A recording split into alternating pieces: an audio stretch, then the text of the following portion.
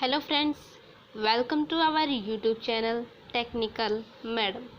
इस वीडियो में हम हिंदी संरचना जिसका कोड है BHDE 107 का खंड फर्स्ट ध्वनि संरचना इकाई 1, 2, 3 ये तीनों इकाई हम केवल एक वीडियो में करने वाले हैं।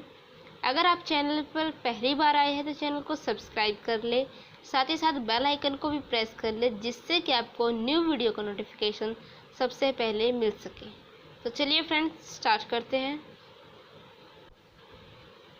देखिए फ्रेंड्स, ये हमारा खंड फर्स्ट है ध्वनि संरचना और ये इकाई है फर्स्ट भाषा की संरचना।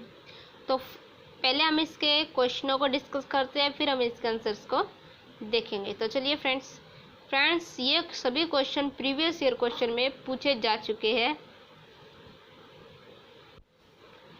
तो हमारा फर्स्ट क्वेश्चन है भाषा व्यवस्था और भाषा व्यवहार की संकल्पना को स्पष्ट कीजिए।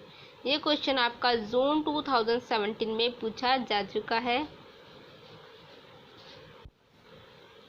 फ्रेंड्स ये आंसर की हिंट है कि आपको आंसर्स फाइंड आउट करने में कोई भी प्रॉब्लम फेस ना करनी पड़े।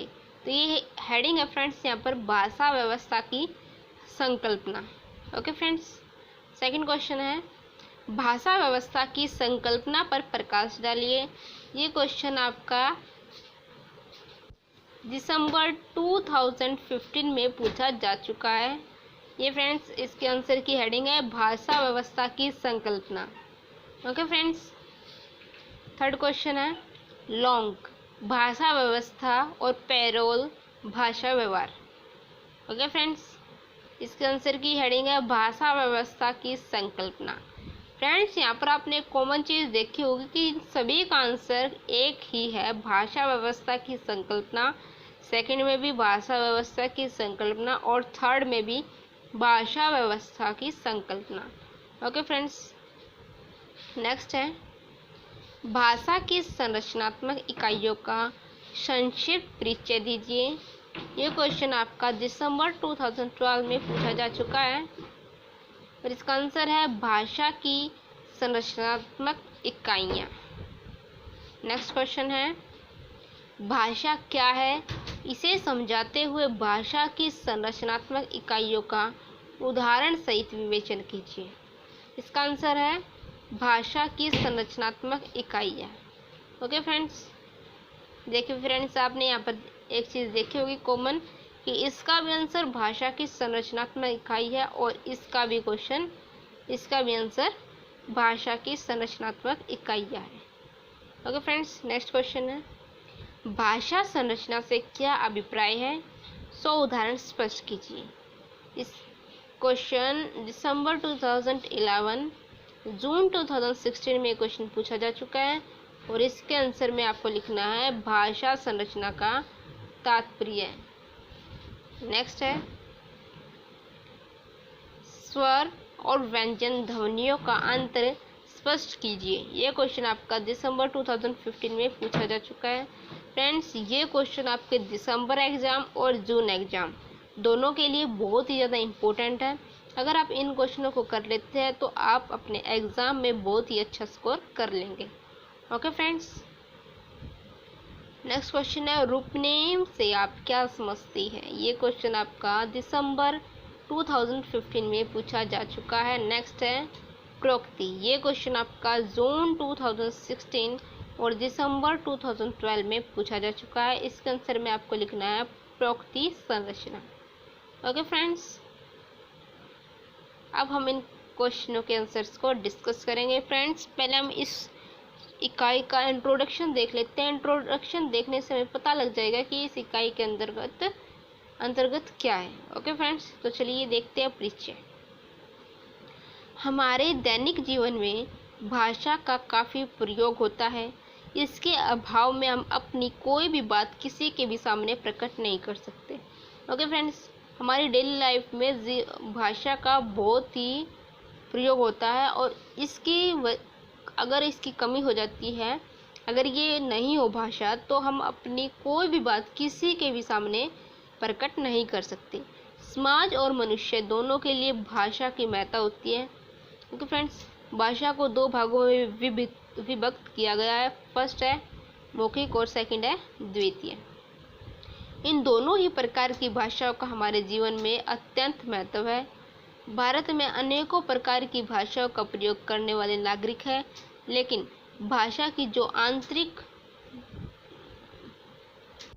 गुणवत्ता और संरचना को बहुत ही कम लोग समझ पाते हैं।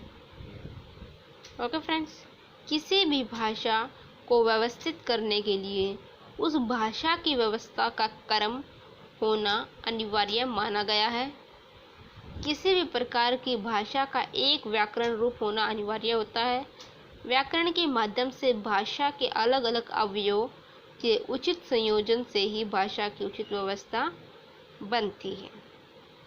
Okay friends, I hope friends कि आपको वीडियो अच्छी लग रही है। अगर आपको वीडियो अच्छी लग रही है फ्रेंड्स, तो वीडियो को लाइक करें और ज़्यादा से ज़्यादा इस वीडियो को अपने फ्रेंड्स सर्कल में शेयर करें, ताकि आपके फ्रेंड्स को भी इस वीडियो का बेनिफिट मिल सके। ओके फ्रेंड्स, चलिए आगे देख लेते हैं।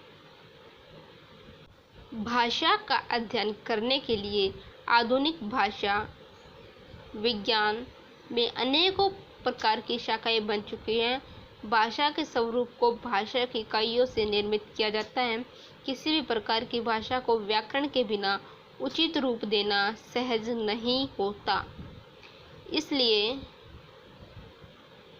इकाइयों को मानक व्याकरण का आधार माना जाता है और भाषा का जो भी मौखिक रूप होता है वह पूर्ण होता है, किंतु उसका लिखित रूप एक रूप ही होता है। लिखित और मौखिक भाषा के जिस विकल्प को हम भाषा संबंधी उदासीनता के कारण देख नहीं पाते, उसे हम भाषा संबंधी इकाइयों के द्वारा संपूर्ण रूप से देख सकने में समर्थ हो सकते हैं।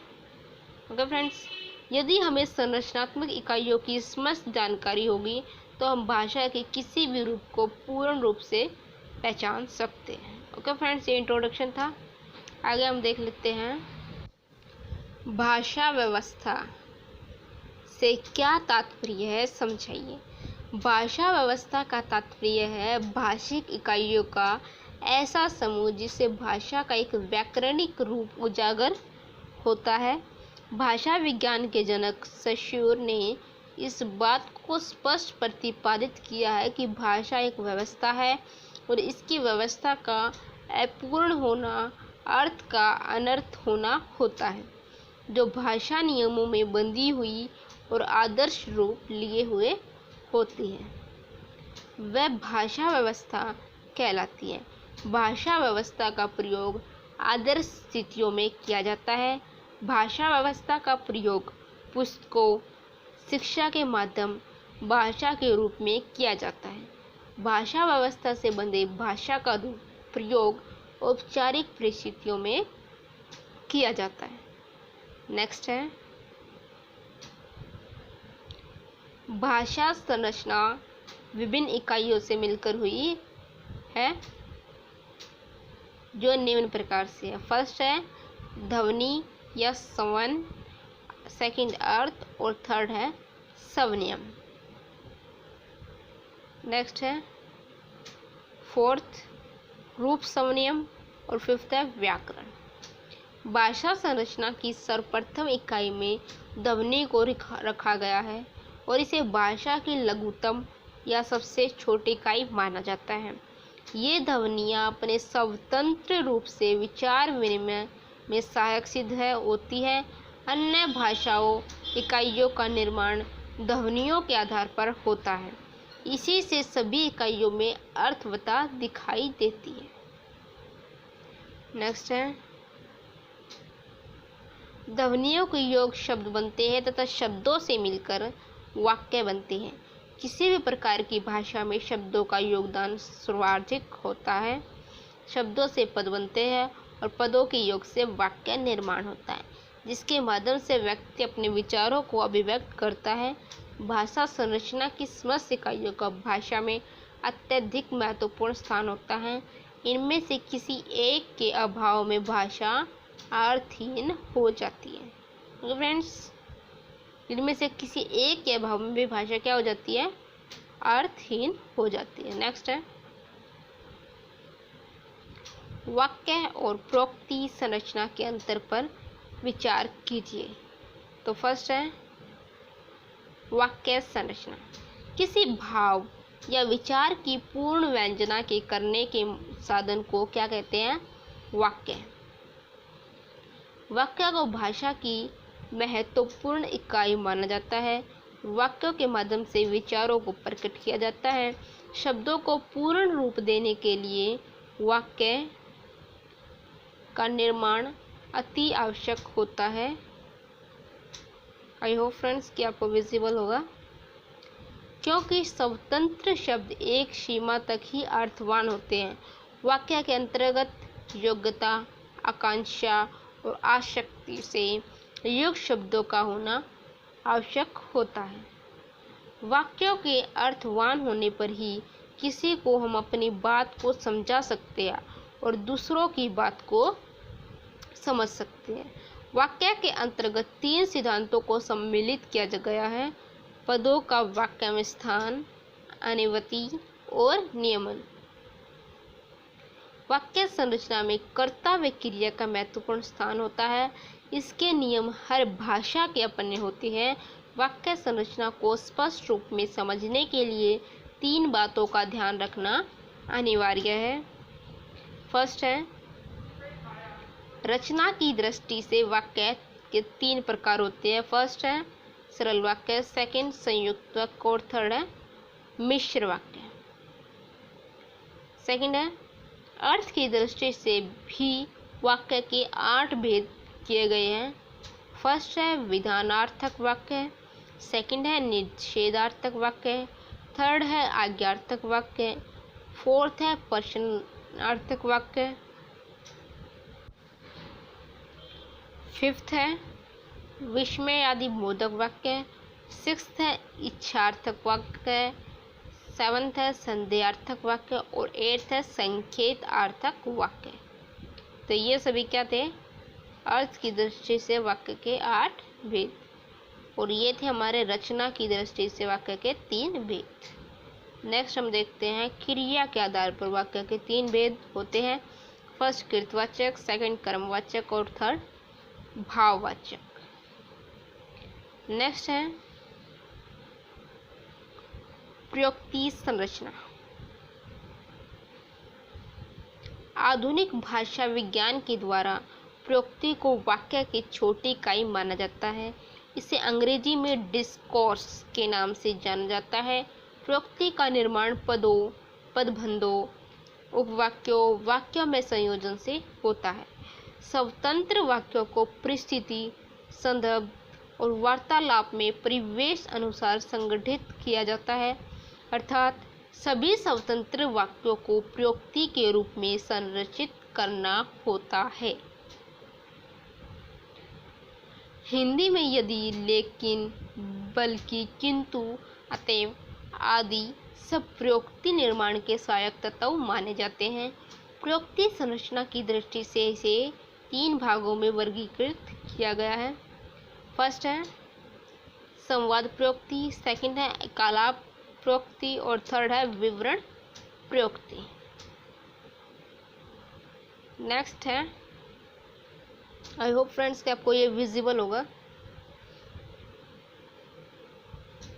तो देखिए स्वर और व्यंजन में अंतर बताएं। तो हम अब देखेंगे स्वर और व्यंजन में क्या डिफरेंस है। हिंदी की वर्णमाला में 48 वर्ण होते हैं, जिनमें से कुछ स्वरों में विभक्त हो जाते हैं और कुछ व्यंजनों में विभक्त हो जाते हैं।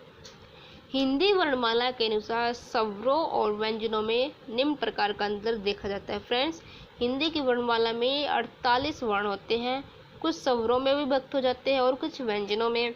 हिंदी वर्णमाला के अनुसार स्वरों और व्यंजनों में ये अंतर देखा गया है, जो कि हम अब देखेंगे। देखिए फर्स्ट पॉइंट है स्वर का। हिंदी वर्णमाला में स्वरों की संख्या 11 मानी जाती है और व्यंजनों की संख्या 31 मानी गई है। सेकंड पॉइंट है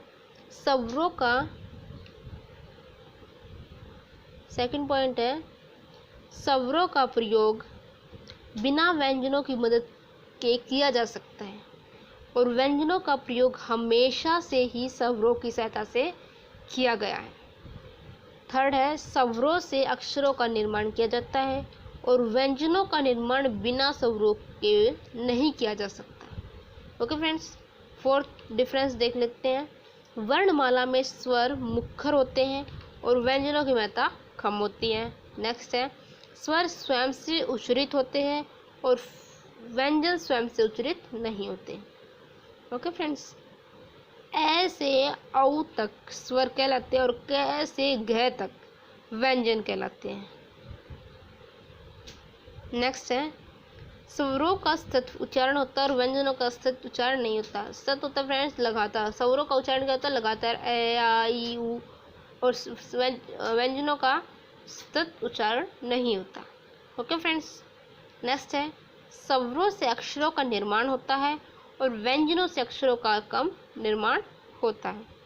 नेक्स्ट पॉइंट है नाइन्थ, जिन वर्णों के उच्चारण में अन्य किसी भी वर्ण की सहायता नहीं ली जाती उन्हें स्वर कहते हैं और जिन वर्णों का उच्चारण करते समय हवा पूर्ण रूप से बाहर निकलती है उन्हें क्या कहते हैं फ्रेंड्स, व्यंजन कहते हैं।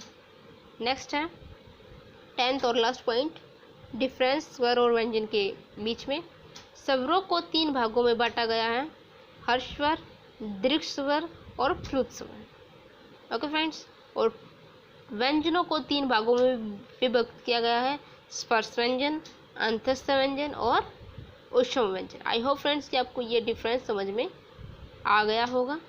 तो चलिए आगे देखते हैं। रूपीम क्या है और हिंदी रूपीमों के उदाहरण दीजिए। तो अब हम इसको डिस्कस करेंगे। आई होप फ्रेंड्स कि आपको वीडियो अच्छी लग रही है। अगर आपको वीडियो अच्छी लग रही है तो वीडियो को लाइक करें और इस वीडियो को ज़्यादा से ज़्यादा अपने फ्रेंड्स में शेयर करें। ओके फ्रेंड्स, चलिए देखते हैं। रूपीम, रूपीम भाषा की वे लघुत्तम इकाइयाँ हैं जिनके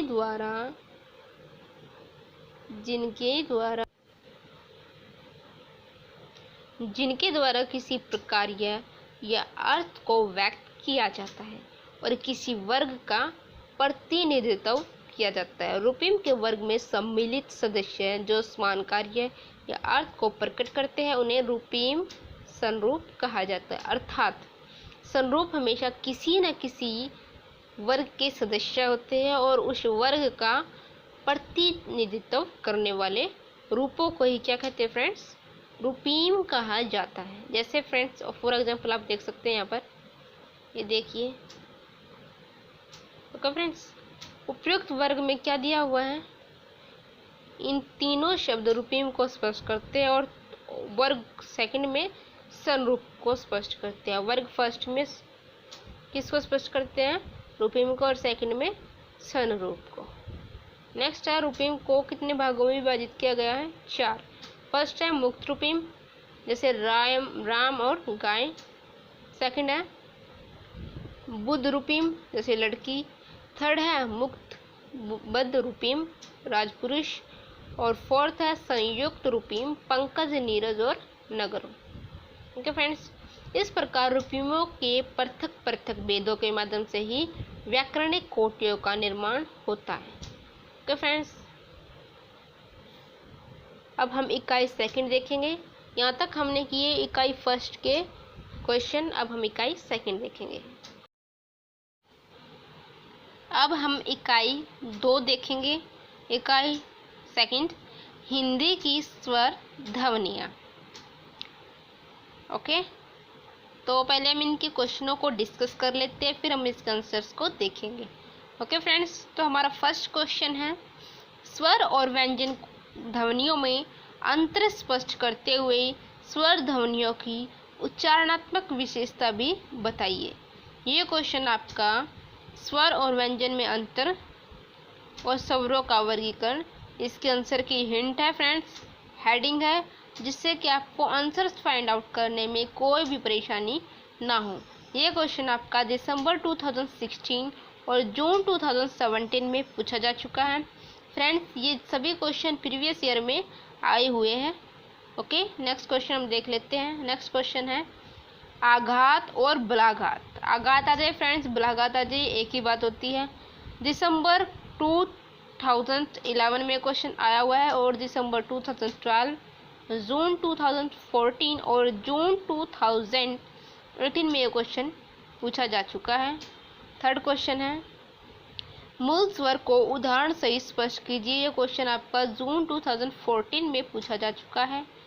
नेक्स्ट है, स्वर की परिभाषा देते हुए स्वर ध्वनियों का वर्गीकरण उदाहरण सहित कीजिए। ये क्वेश्चन आपका दिसंबर 2012 में आया हुआ है। ये है, इसमें आपको इंट्रोडक्शन राइट करना है और स्वरों का वर्गीकरण। नेक्स्ट है, एलोप, दिसंबर 2011 में ये क्वेश्चन पूछा जा चुका है। नेक्स्ट क्वेश्चन है, अनुतान। ये क्वेश्चन आपका जून 2016, जून 2017 और जून 2018 में क्वेश्चन पूछा जा चुका है। फ्रेंड्स आप देख सकते हैं कि लगातार 3 सालों से ये क्वेश्चन पूछा जा रहा है। ओके फ्रेंड्स, नेक्स्ट है, अब हम इनके आंसर्स को डिस्कस करेंगे। ओके फ्रेंड्स, तो चलिए देखते हैं। मानव शरीर वे सभी अवयव जो बोलने के काम में प्रयुक्त होते हैं, उन सभी समूहों को वाक्य यंत्र, ध्वनि यंत्र और वाग्येंद्रियां कहा जाता है। इन सभी अवयवों की सहायता से अनेकों प्रकार की ध्वनियों का उच्चारण करना सहज हो जाता है। मुख्य ध्वनि अवयव है श्वास नलिका, कोमल तालु, उपाली जिह्वा, कंठ वस्त्र, कठोर तालु, मूर्धा, नासिका, ओष्ठ आदि। इन अवयवों की सहायता से निर्गत श्वास ध्वनि में परिवर्तित हो जाती है। ओके फ्रेंड्स, ये इंट्रोडक्शन था। नेक्स्ट है स्वरों का वर्गीकरण। स्वरों का वर्गीकरण निम्न आधारों पर किया जाता है। फर्स्ट है, जिह्वा का कौन सा भाग कर्ण का कार्य करता है? अगर, मध्य, पश्च, ये तीनों ही जिह्वा के 3 भाग कहे जाते हैं और इन तीनों को आधार मानकर स्वरों को 3 भागों में बांटा जाता है, अगर, मध्य और पश्च। सेकंड है, जिह्वा का तत्सम संबंधी भाग कितनी ऊंचाई तक उठता है? हमारी जिह्वा स्वरों के उच्चारण के लिए कितनी ऊंचाई तक उठती है? इसकी अपनी एक सीमा होती है। जब जिह्वा सीमा से ऊपर उठती है वह ध्वनि स्वर की नहीं होगी, उस सीमा को स्वर रेखा के नाम से जाना जाता है। यदि जिह्वा उस सीमा तक पहुंच जाती है, मुख्य विवीर का बहुत थोड़ा सा भाग खुला रहता है और इस प्रकार के स्वरों को संवृत स्वर के नाम से जाना जाता है। जिह्वा की स्थिति मुख्य 3 प्रकार की होती है, अर्धसंवृत, अर्धविवृत और विवृत। होठों की क्या स्थिति होती है देख लेते हैं। होठों की स्थिति पूर्णतः उदासीन होती है, इसके बावजूद वे वृत्ताकार भी हो सकते हैं। इन सभी की 4 स्थितियां मानी गई है। वाग्यंत्र की मांसपेशियां कुछ स्वरों के उच्चारण में ढीली और कुछ में तनी हुई रहती है। नेक्स्ट हम देखेंगे मूल स्वर। मूल स्वर देखते हैं। उन सभी स्वरों को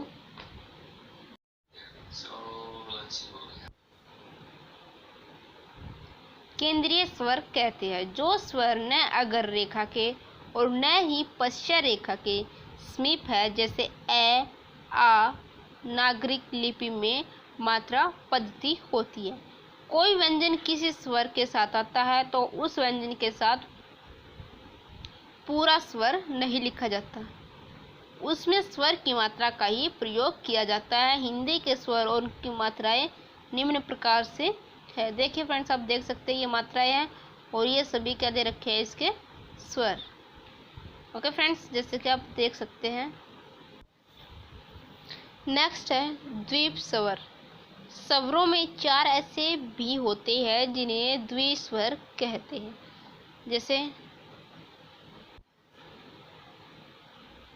जैसे फ्रेंड्स आप ये एग्जांपल देख ही सकते हैं, यहाँ पर ये दिए हुए हैं, ये द्विस्वर कहलाते हैं। नेक्स्ट है आघात। आघात किसे कहते हैं? आघात किसे कहते हैं? जब वाक्य में प्रयुक्त किसी शब्द के उच्चारण पर ज़्यादा बल दिया जाता है जैसे, तो उसे आघात और बलाघात कहते हैं। जिस शब्द अथवा अक्षर पर बलाघात या फिर आघात होता है, उस अक्षर या स्वर शब्द के उच्चारण में ज़्यादा शक्ति लगती है। कुछ लोग यह नहीं जानते कि अक्षर पर कितना बल देकर उच्चारण करना है, जिनके कारण उनके उच्चारण में अस्वाभाविकता दृष्टिगोचर होती है। जैसे छिपकली को छिपकली कहना या छिप प्लस कली कहना, ये स्पष्ट रूप से कहा जा सकता है कि हिंदी शब्दों में यह पूर्व निर्धारित होता है कि शब्द के किस अक्षर पर बलाघात होगा।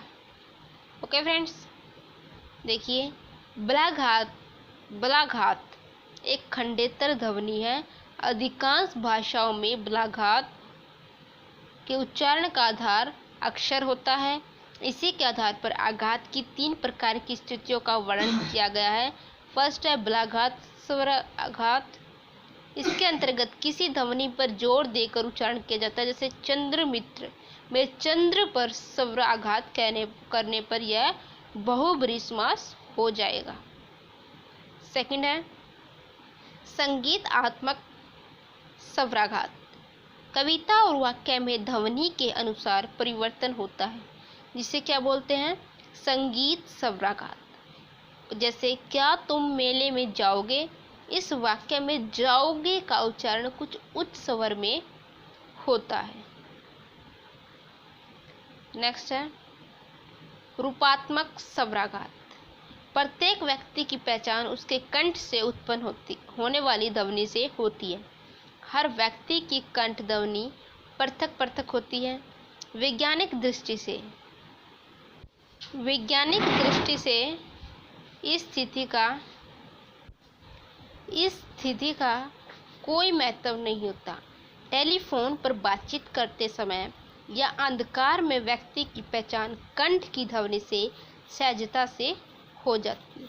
ओके फ्रेंड्स, नेक्स्ट है शब्दों में ए लोप की स्थिति की व्याख्या कीजिए। हिंदी में बोलते समय अनेक शब्दों में ए स्वर का उच्चारण होता है।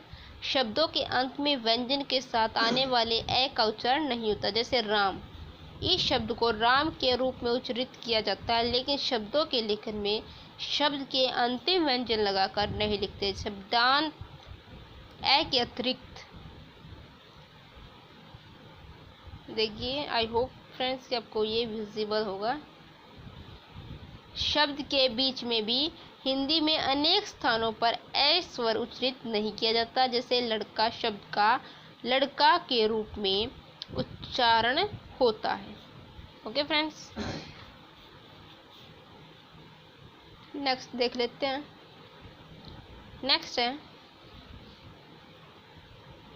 सुर, तान और अनुतान। ये देख लेते हैं फ्रेंड्स। सुर, बोलने में आए उतार चढ़ाव का अंतर ही सुर परिवर्तन कहलाता है। सुर में बदलाव विभिन्न कारणों से होने वाली एक स्वाभाविक प्रक्रिया है। सुर एक खंडेतर ध्वनि है जिसके परिवर्तन द्वारा अनेक भाषाओं में शब्दों और वाक्यों के अर्थ में अंतर स्पष्ट होता है। उच्चारण में सुर परिवर्तन द्वारा होने वाले उतार चढ़ाव आरोह व अवरोह कहलाते हैं। उच्चारण जब सामान्य सुर में हो तो सम सुर कहा जाता है। उच्चारण में चढ़ाव को आरोही सुर तथा उतार को अवरोही सुर कहते हैं। नेक्स्ट है तान। जब सुर परिवर्तन से शब्द का अर्थ परिवर्तित हो जाता है तो वह सुर परिवर्तन तान कहलाता है। जैसे चीनी तिब्बती भाषाएं तान भाषाएं कहलाती है। इन भाषाओं में तान से एक ही शब्द के अर्थ अलग अलग हो जाते हैं। जैसे चीनी भाषा में माँ शब्द के तान के कारण भिन्न भिन्न अर्थ हो जाते हैं। जैसे ये शब्द है, ये तान है और ये अर्थ है। ओके फ्रेंड्स, जैसे कि आप देख सकते हैं। अतः तान एक खंडेतर ध्वनि है जो स्वर का आधार बनाकर उच्चारित की जाती है। नेक्स्ट है अनुतान। जब सुर परिवर्तित वाक्य के स्तर पर कार्य करता है और वाक्य का अर्थ बदल देता है तो वह क्या कहलाता है? अनुतान। अंग्रेजी के इस वाक्य में भिन्न अनुतान से भिन्न भिन्न अर्थ ग्रहण किया गया है। जैसे यू आर गोइंग स्कूल, यहाँ पर आएगा friends are you going school और क्वेश्चन मार्क। इसमें वाक्य फर्स्ट सामान्य कथन है और बदले हुए अनुतान ने वाक्य सेकंड को प्रश्नवाचक बना दिया है। हिंदी में अनुतान देख लेते हैं। हिंदी में भी अंग्रेजी जैसे अनुतान परिवर्तन द्वारा एक ही वाक्य के विभिन्न अर्थ प्राप्त होते हैं। इस प्रकार हिंदी में अनुतान स्वनियमक स्तर की खंडेतर ध्वनि है। अनुतान के 3 स्तर होते हैं, उच्च, निम्न और सम। यदि एक वाक्य भिन्न प्रकार के अनुतानों से उच्चारित किया जाए तो ये 3 भिन्न प्रकार के अर्थ प्रकट करता है। देखिए जैसे फ्रेंड्स शारदा डॉक्टर है, ये सामान्य सूचनार्थ वाक्य है। सेकंड है शारदा डॉक्टर है, ये प्रश्नवाचक वाक्य है। और शारदा डॉक्टर है, ये क्या है? आश्चर्यसूचक वाक्य है। ओके फ्रेंड्स, तो यहाँ पर हमने इकाई सेकंड की, अब हम करेंगे इकाई थर्ड। ओके फ्रेंड्स, फिर आपकी इस वीडियो से आपकी तीनों इकाइयाँ कंप्लीट हो जाएंगी। हिंदी की व्यंजन ध्वनियाँ इकाई थर्ड। फर्स्ट क्वेश्चन है व्यंजन ध्वनियों की उच्चारणात्मक विशेषताएं बताइए। ये क्वेश्चन जून 2015 और जून 2016 में आया हुआ है। सेकंड क्वेश्चन है दीर्घता का स्पष्ट कीजिए। ये क्वेश्चन जून 2017 में पूछा गया है। थर्ड क्वेश्चन है हिंदी में अनुस्वार का प्रयोग कीजिए। ये क्वेश्चन जून 2017 में आया हुआ है। ये सभी क्वेश्चन प्रीवियस ईयर क्वेश्चन में पूछे जा चुके हैं। प्रीवियस ईयर में पूछे जा चुके हैं सभी क्वेश्चन। अनुस्वार और अनुनासिकता, ये क्वेश्चन दिसंबर 2013 में आया हुआ है। फिफ्थ है अनुनासिकता, ये क्वेश्चन जून 2015 में पूछा जा चुका है। सिक्स्थ क्वेश्चन है हिंदी की नासिकीय ध्वनियों का उदाहरण सहित विवेचन कीजिए। ये क्वेश्चन दिसंबर 2011 में पूछा जा चुका है।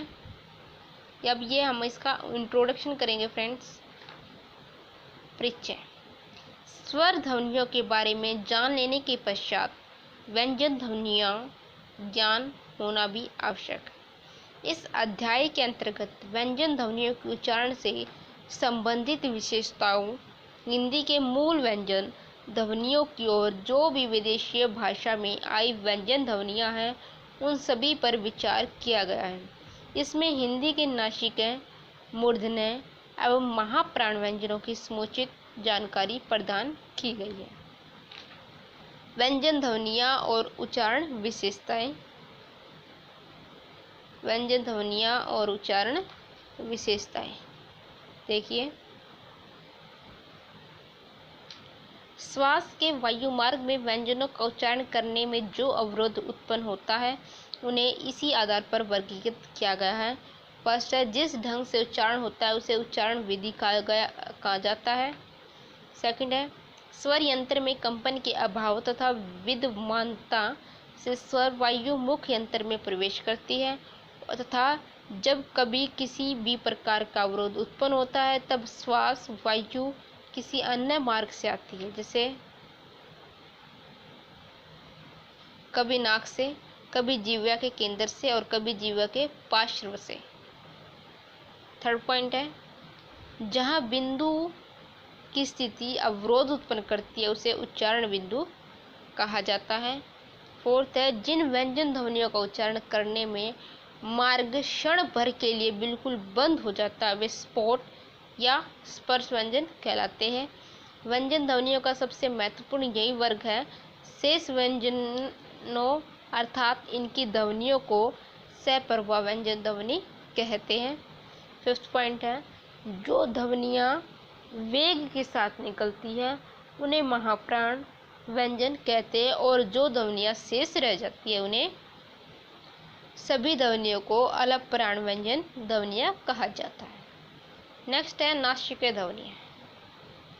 नासिक ध्वनियाँ क्या होती है देखते हैं। जिन ध्वनियों का उच्चारण करते समय वायु मुख और नासिका दोनों से बाहर की ओर निकलती है उन ध्वनियों को नासिकीय ध्वनि के नाम से जाना जाता है।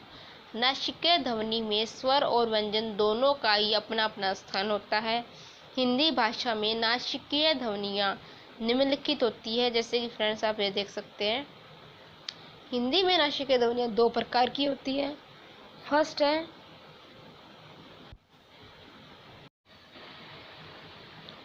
अनाश्रित नासिकीय ध्वनियाँ, जो ध्वनि किसी भी ध्वनि पर आश्रित नहीं होती और इनका प्रयोग भाषा में स्वतंत्र रूप से किया जाए, उन्हें अनाश्रित नासिकीय ध्वनि कहा जाता है। उदाहरण के लिए हिंदी में मैं, न और अण व्यंजन ध्वनियाँ हैं, जैसे नल, कान, प्रणाम, मन आदि। सेकंड है आश्रित नासिकीय ध्वनियाँ, जिन ध्वनियों का उच्चारण अपने वर्ग की ध्वनियों से प्रभावित होता है और स्वतंत्र रूप से अपने वर्ग की भाषा में प्रयुक्त नहीं हो सकती, उन्हें आश्रित नासिकीय ध्वनियाँ कहा जाता है, जैसे गुण, गुण, अरुण, अरुण आदि। नेक्स्ट है नासिकीय ध्वनियाँ। वायु स्वर यंत्र पार करने के पश्चात दो भागों से बाहर निकलती है। फर्स्ट है मुख विवीर और सेकंड है नासिका विवीर। मौखिक ध्वनियाँ मुख विवीर से बाहर निकलती है और मौखिक नासिकीय ध्वनियों में वायु मुख विवीर से और कुछ नासिकीय विवीर से निकलती है। शुद्ध नासिकीय ध्वनियाँ पूर्ण रूप से नासिका विवीर से निकलती है। नेक्स्ट है अनुस्वार। व्यंजन स्वर के सहारे उच्चारित किए जाते हैं, वो स्वर स्वयं ही उच्चारित होते हैं, इसलिए स्वरों का स्थान व्यंजन से पूर्व स्थापित किया गया है, लेकिन अनुस्वार की कोई स्वतंत्र गति नहीं होती। इसी कारण से इसे स्वयं स्वर नहीं कहा जा सकता।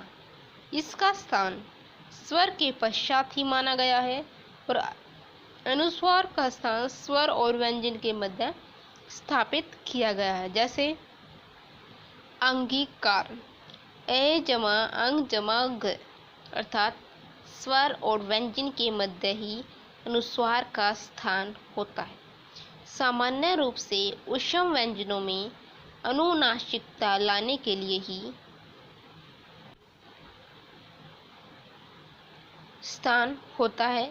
सामान्य रूप से ऊष्म व्यंजनों में अनुनासिकता लाने के लिए ही अनुस्वार का प्रयोग किया जाता है, जैसे पंख, रंक आदि। नेक्स्ट है अनुस्वार का प्रयोग अण, जो वर्ग के पांचवा व्यंजन होता है, वे के स्थान पर बिंदी लगाने की एक प्रथा बन गई है, जैसे अण, न, मैं के स्थान पर बिंदी लगाने की एक प्रथा बन गई है, जिनके कारण काफ़ी सुविधा हो गई है। नेक्स्ट है अनुनासिकता।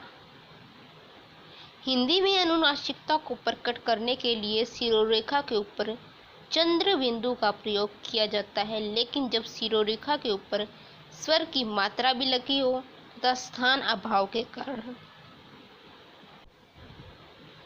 कारण चंद्र बिंदु के स्थान पर अनुस्वार लगाया जा सकता है, जैसे बिंदु, कहीं, गोद, छोक, मैं आदि। अनुनासिकता के चिन्ह से निम्न प्रकार के शब्द बनते हैं: अंगना, अंगूठा, चांद, मांद आदि। वैसे देखा जाए तो चंद्र बिंदु के स्थान पर बिंदु लगता है तो कुछ अटपटा सा लगता है, अर्थात लिखने में भी और पढ़ने में भी, किंतु हिंदी व्याकरण के अनुसार यह अब मान्य हो गया है।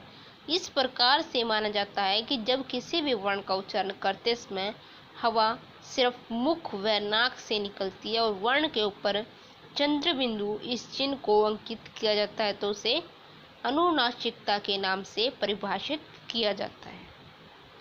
नेक्स्ट है ध्वनियों के भेदों का वर्गीकरण बताइए। स्वर और व्यंजन में ध्वनियों को पूर्णतः विभाजित किया गया है और इन दोनों को विभिन्न भागों में वर्गीकृत किया गया है। फर्स्ट है स्वर। जिन वर्णों का उच्चारण करते समय हवा मुख विवर से बिना किसी रुकावट के निकल जाती है तो उसे स्वर कहा जाता है। स्वरों की संख्या 11 मानी गई है और इस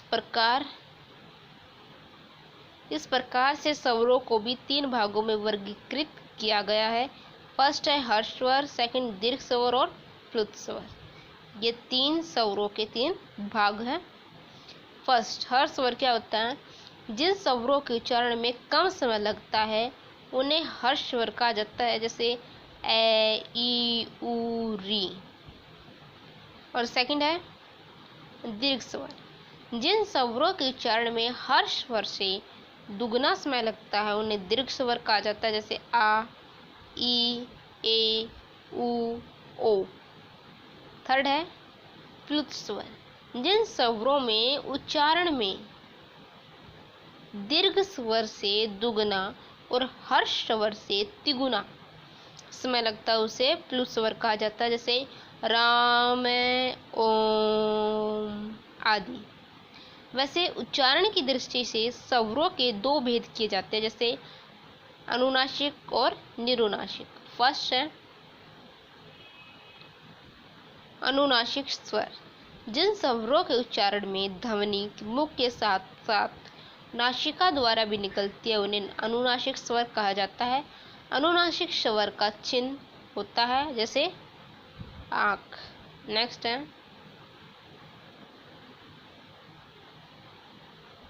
निरुनासिक स्वर। जिन स्वरों की ध्वनि केवल मुख से ही निकलती है उन्हें निरुनासिक स्वर कहा जाता है, जैसे ए, आ, ई, उ, ए, ओ, औ।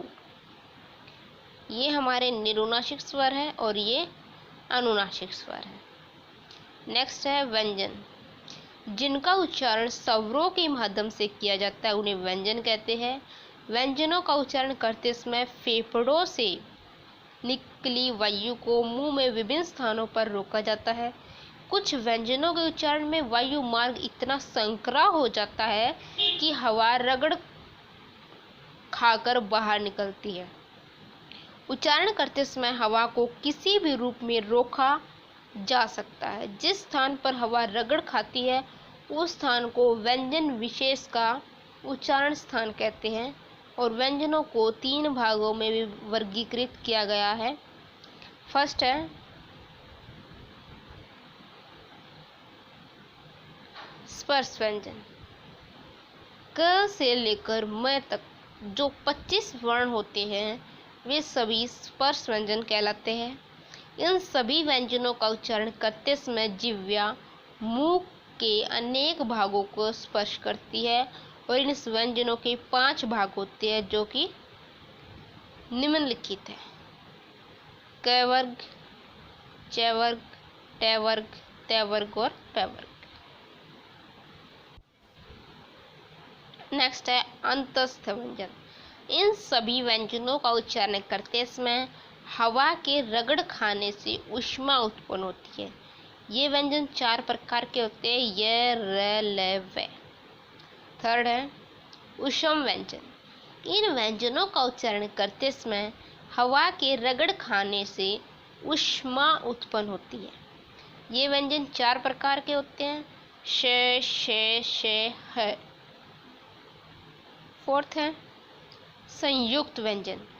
2 या 2 से अधिक व्यंजनों के संयोग से संयुक्त व्यंजन की उत्पत्ति होती है।